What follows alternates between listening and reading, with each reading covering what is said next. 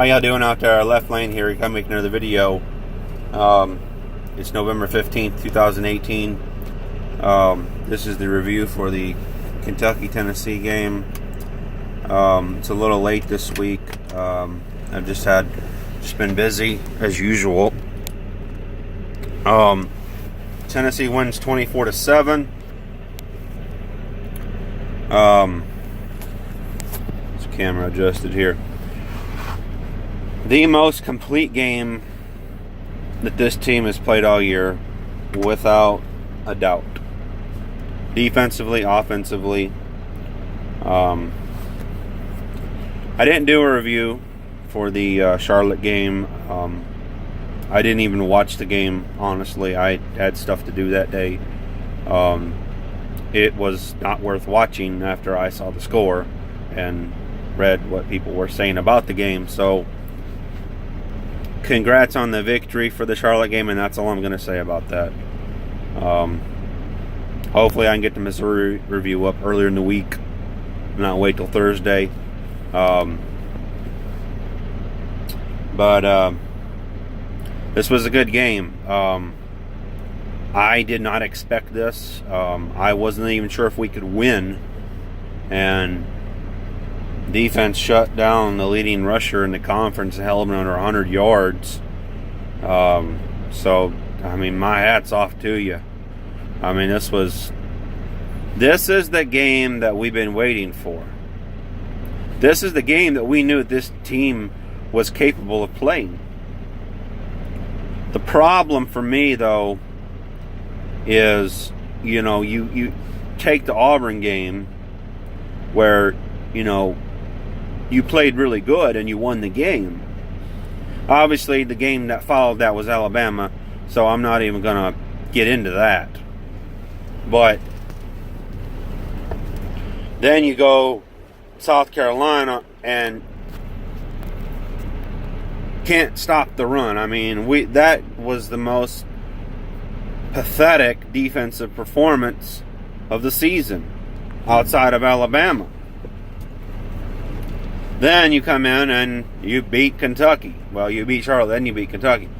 I don't know how you can't stop South Carolina, but you can stop Kentucky. Now, I don't know if they changed something up as far as schemes, players, and putting in different players. I don't know, but they got the job done. And I don't have a hat on, but if I did, I'd put my hat off to you. Go ahead and get into the stats here, and then we'll discuss a couple of things.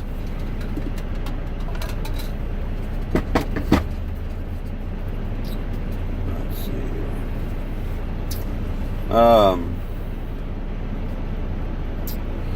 Time of possession 30-10 to 29-50 favor of Tennessee.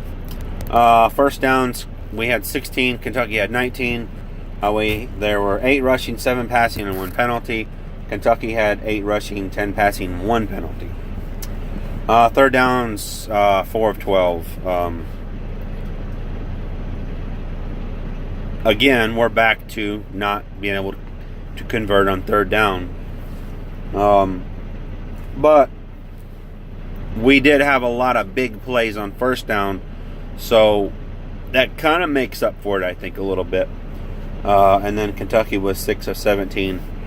We were 0 of 0 on fourth downs, and Kentucky was 1 for 1. 60 plays to 73 plays.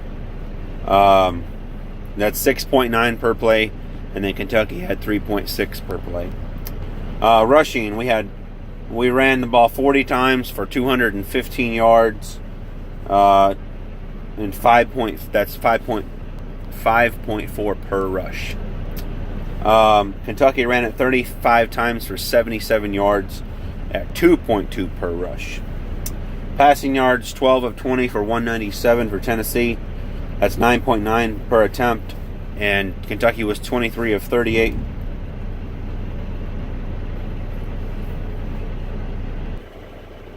Sorry about that. Kentucky was 23 of 38 for 187.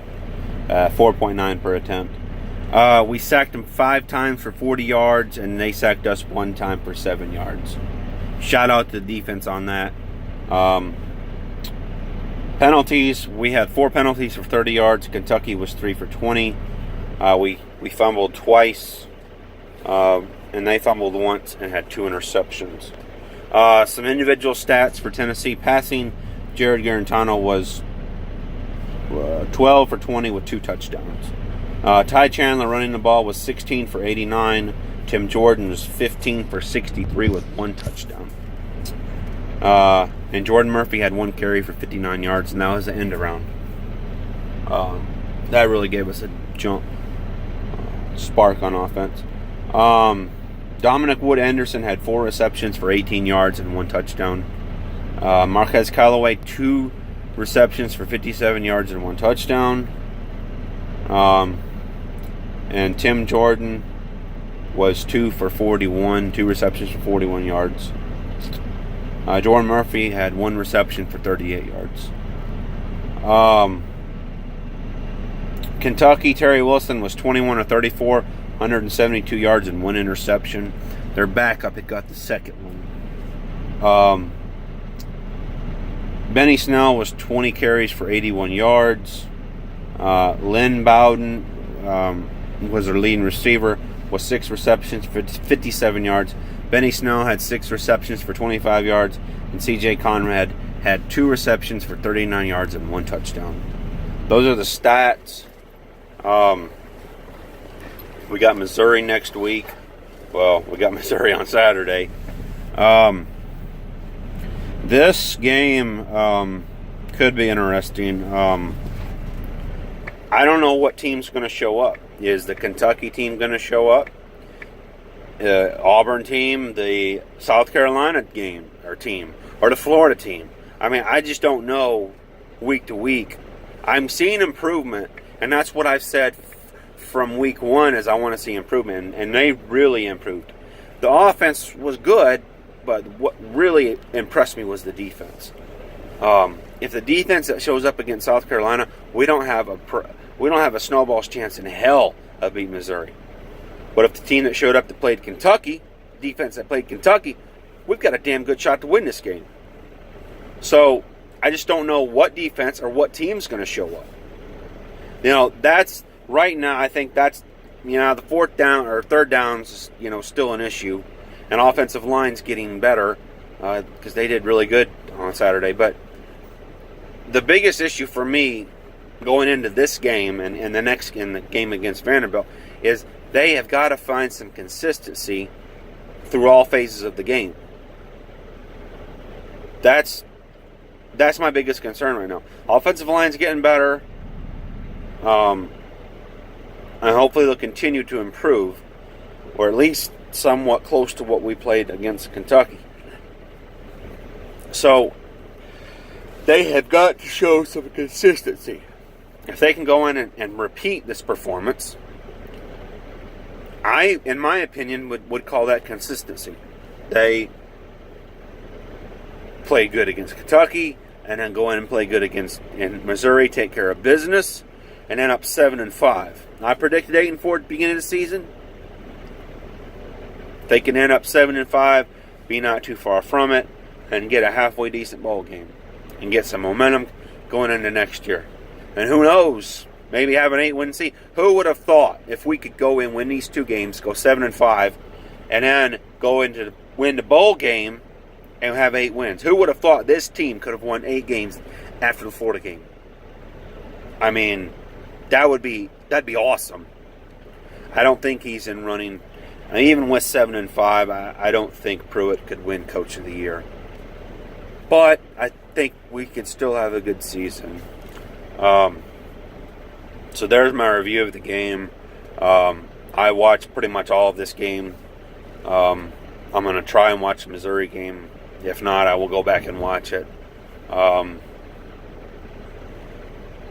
yeah, this team's on the right track. Pruitt's the right man for the job. I'm looking forward to the game Saturday. Looking forward to becoming bowl eligible. So, anyways, I appreciate y'all watching. Hit like, hit subscribe, and we'll see you next time.